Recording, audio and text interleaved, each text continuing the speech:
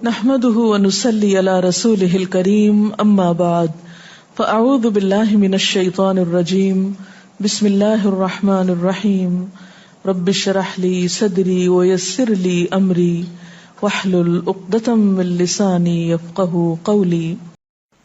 نمازوں کے علاوہ، خاص مواقع کے علاوہ دن میں جب بھی آپ چاہیں درود شریف پڑھ سکتے ہیں، لیکن عام دنوں کے علاوہ جمعے کے دن خصوصی طور پر درود شریف پڑھنے کی تاکید ہے، کیونکہ آپ نے اس کا خود حکم دیا۔ آپ صلی اللہ علیہ وسلم نے فرمایا، جمعہ کے روز کثرت سے مجھ پر درود پڑھا کرو، جو آدمی جمعہ کے روز مجھ پر درود بھیجتا ہے وہ میرے سامنے پیش کیا جاتا ہے۔ اسی طرح دعا سے پہلے، دعا کے بعد، پھر جہاں کہیں آپ کا نام لیا جا رہا ہو یا لکھا جا رہا ہو یا کسی بھی طرح آپ کا ذکر آئے، وہاں آپ کے لیے درود پڑھنا۔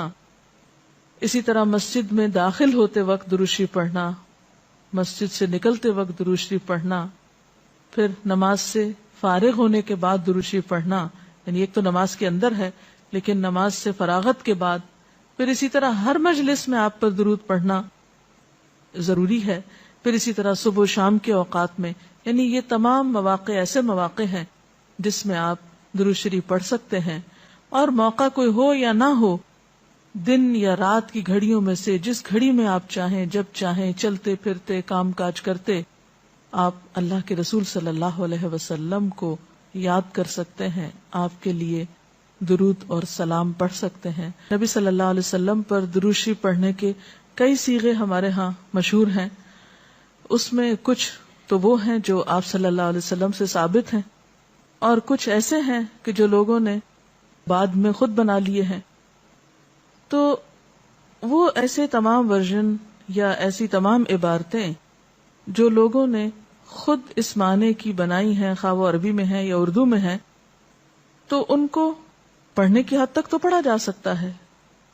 یعنی اگر نثر میں کوئی ایسی عبارت موجود ہے جس میں آپ صلی اللہ علیہ وسلم کے لیے دعا کی گئی ہے یا آپ کی مدح کی گئی ہے یا آپ پر سلام بھیجا گیا ہے، خواہ وہ نثر میں ہو یا شعر میں، تو اس میں حرج تو کوئی نہیں، لیکن وہ چیز جو خود آپ صلی اللہ علیہ وسلم نے ہمیں سکھائی اور جو آپ کی طرف سے ہمیں ملی، اس کا مقام باقی ہر انسان کے کلام پر کہیں بلند ہے، کہیں زیادہ فائدہ مند ہے۔ تو وہ درود شریف جو مسنون ہے، وہ صیغہ جو آپ سے ثابت ہے، اس کا پڑھنا افضل ہے، وہی اصل درود ہے۔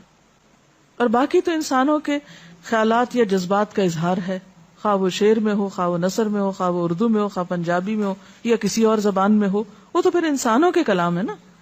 تو جس طرح اللہ سبحانہ و تعالیٰ کے کلام کو باقی تمام انسانوں کے کلام پر فضیلت ہے، اسی طرح نبی صلی اللہ علیہ وسلم کے کلام کو بھی باقی انسانوں کے کلام پر فضیلت ہے۔ ایک عام شاعر کتنی بھی خوبصورت بات کرے، لیکن اللہ کے رسول صلی اللہ علیہ وسلم سے آگے تو اس کی بات نہیں ہو سکتی۔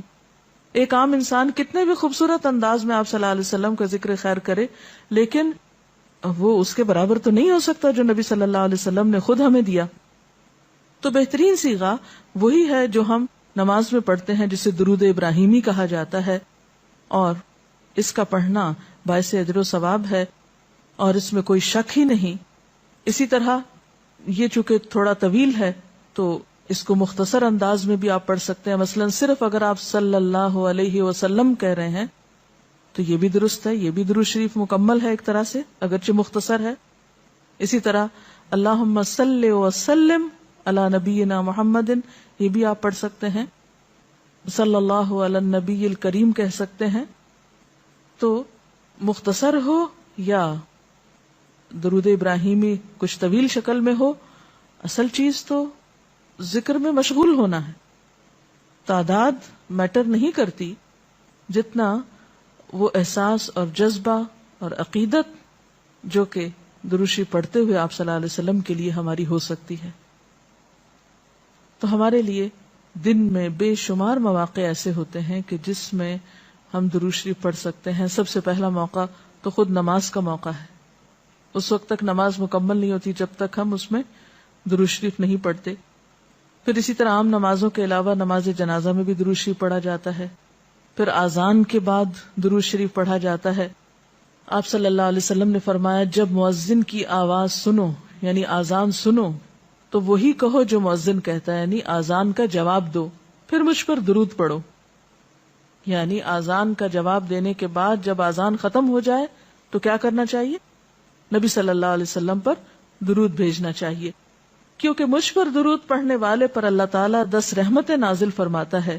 اس کے بعد میرے لیے اللہ سے وسیلہ مانگو، جو جنت میں ایک مقام ہے جو جنتیوں میں سے صرف کسی ایک ہی کو ملے گا، اور مجھے امید ہے کہ وہ جنتی میں ہی ہوں گا. یعنی آپ صلی اللہ علیہ وسلم ہی کے لیے وہ مقام ہے.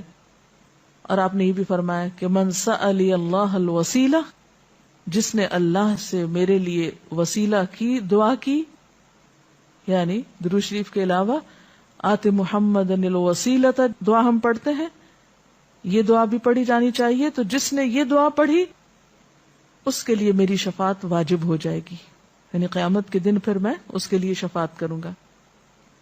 پھر یہ کہ درود شریف نہ صرف یہ کہ دنیا میں انسان کے لیے فائدے کا باعث ہے، بلکہ آخرت میں انسان کے لیے شفاعت کا ذریعہ بھی ہے. درود شریف پڑھنے والوں کو نبی صلی اللہ علیہ وسلم کی شفاعت نصیب ہوگی. آپ نے فرمایا جس نے 10 مرتبہ صبح و شام مجھ پر درود بھیجا اسے قیامت کے دن میری شفاعت حاصل ہوگی. اب یہ کہ اگر زیادہ وقت نہ بھی ملے تو 10 دفعہ درود شریف پڑھنا آخر کیا مشکل ہے، کتنی دیر لگ جائے گی، لیکن اس کا اجر و ثواب اور اس کا فائدہ کس قدر ہے. پھر اسی طرح درود شریف دعاؤں کی قبولیت کا ذریعہ بھی بنتا ہے. یعنی اگر دعا کرنے سے پہلے درود شریف پڑھا جائے اللہ تعالیٰ کی حمد و ثنا کے بعد، تو اس سے دعا کی قبولیت میں اضافہ ہوتا ہے.